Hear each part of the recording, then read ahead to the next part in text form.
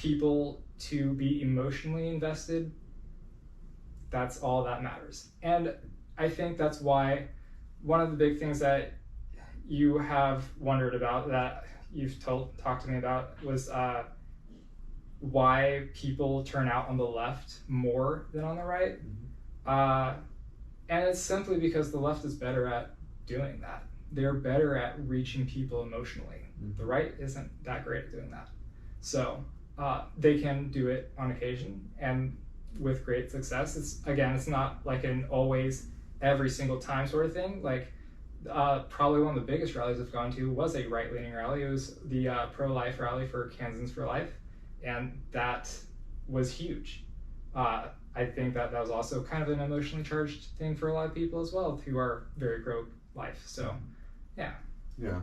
And so and that's an excellent point. It highlights why I wanted to sit down and talk about this and unpack a little bit further, because I think that there are cultural implications, political implications from these observations. So like what you were just talking about right there, why do you think that is? Why do you think the left is better at, I guess, manipulating emotions or playing to emotions, or even conversely, like why is the right so bad at that?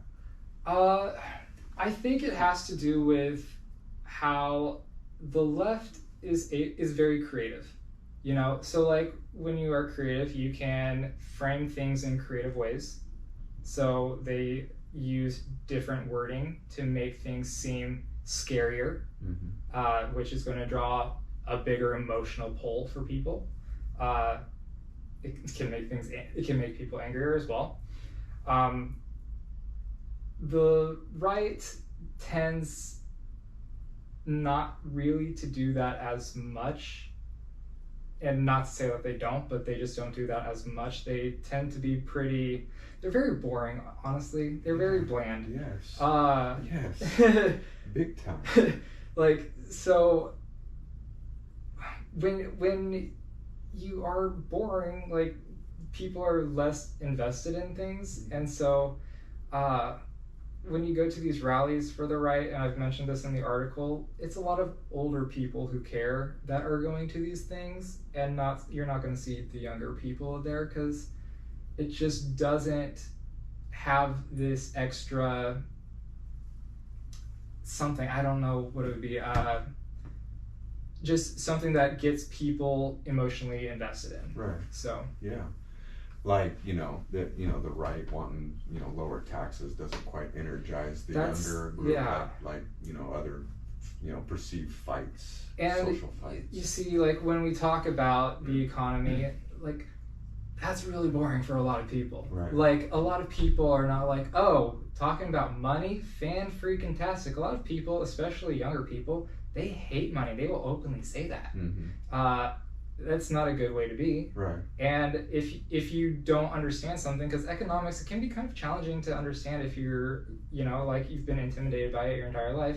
Like, you're not going to want to jump into that and, like, start learning about it. Like, but if, you have a friend who's gay or trans and they're going to lose their rights, all of a sudden you have an emotional investment and you're ready to go immediately. You don't even need all the facts. You just know, I have a friend, they are like this, and they are going to be losing their rights according to this one person or this one bill or whatever. And that's an emotional investment they can get right in on immediately. Yeah. And they did the same thing with abortion. They framed it as a right, and that women were losing their rights. But that wasn't true. It wasn't a right. But yet they were able to just say that, and people believed it. Well, and it wasn't even that abortion was going to get banned, too. Like, that was another thing that they kept saying, is that abortion was going to get banned. It wasn't going to get banned. Like, abortion was still going to be allowed to happen in Kansas. It's just, when we talk about it being a right, that means that it's going to be paid through tax dollars. And that's not something that they really, I think some people didn't understand that fully, and I think that some understood that but framed it in a way that it wouldn't come across like that, So, yeah, Yeah, they're very good at manipulating language and using language, and like you said there, the left is very creative. So, like, it's kind of common knowledge that the left can't meme, and that's true. You see their memes, and they're like, like a storybook on the meme, and it's like, a joke that long is no longer a joke. So they're not good at that, but they are good at doing things like creating posters and flyers and stuff that are very powerful imagery. They're excellent at that. And like you said, the right wing or the non-left, they don't do anything like that. They are really boring, and it's like you're pitted between the weirdos on the left and the boring people on the right. And somewhere in the middle, there's a ton of people that don't want to be associated with either one of those things, that are up for play. Yeah. Up for grabs right there. Exactly. Yeah. All right, let's dive into this a little bit here. Sure. All right, so you start off here by saying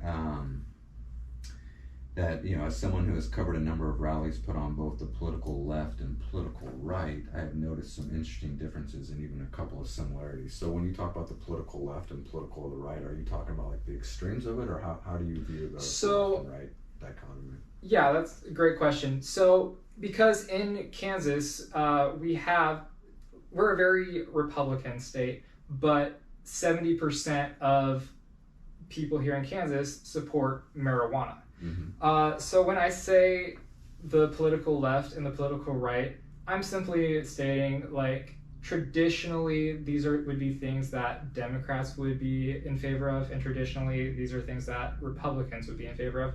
And like, I think it's come to a point in society where, like, if you're against marijuana, you're probably far right when it comes to drug policy. Mm-hmm.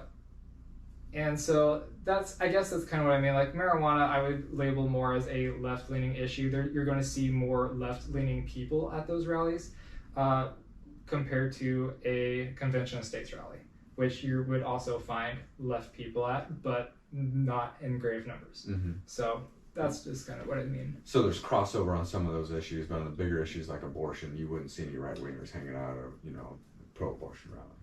I wouldn't say that either. I think that it's really interesting. So when it comes to abortion, I do know people on the right who vote Republican every single election, and yet they are pro-choice. I also know there's an organization here in Kansas called Democrats for Life. So just because one person's a Democrat, one person is a Republican, doesn't necessarily mean that they're going to be one way or the other. It just comes down to which side tends to uphold that position the most. Okay. So. Okay. All right. That makes sense. All right. And so then you say, after my last rally, which was for Trans Day of Visibility, I've decided to share my observations. So, what made you want to share these observations right now? What told you this is the right time to do that? Well, after going to the Trans Day of Visibility, I have to say that was probably the most apparent that it's been for differences. Now it's been pretty apparent in other rallies for sure. Like, go to a pro-abortion rally, right. It's very, very apparent there as well. But it was just kind of one of those things where I was just like, this is not normal. Because I was listening to the people that were speaking, and they were saying things that were just not really accurate to the Republican base, and were just not framed in a fair light. Like smearing them? I don't know if I would go that far, but they definitely had more emotion in what they were saying than they did logic and taking a step back and going, why do they think this way? Mm-hmm. They were more you're doing this because you hate us, because you're transphobic, because you want us to die. Literally, that was the narrative there. Mm-hmm. If you talk to the traditional regular Republican guy, they're not gonna be like, you need to be killed. Right. Even if you're gay, because I am gay, and I go to a lot of right rallies. They know I'm gay. I've never felt threatened in my life. Right. And likewise, I've met trans people at right-leaning rallies. They go there, and they don't feel like they're going to be attacked or anything. They feel just fine. Mm-hmm. So it's really just the narrative that gets pushed by one side or the other, and they tend to. I guess so. What made me want to do is both sides tend to talk past each other, and so I just started thinking about all the differences that I saw. And again, there are also some similarities as well in these rallies, and so I just thought, why not list this off and just show people like what these differences are. And what did you hope to achieve by doing that? I guess I wanted to kind of, number one, I wanted to have something that people could really talk about and like share, but also maybe get people to, in my conclusion, I like try to encourage people like go to a rally that you wouldn't go to. Like go to a left-leaning rally if you're on the right, or go to a right-leaning rally if you're on the left, and just check it out, see what it's like. Like, you don't have to stay the whole time, you don't have to agree with it, but just go there and listen to what they're saying. Because you might be shocked, you might be like, okay, like they're clearly not understanding what I believe in, because that's what it seems like when I go to some of these rallies. And like maybe we need to have a bigger conversation about like how we need to actually address things, because we're talking past each other. Right.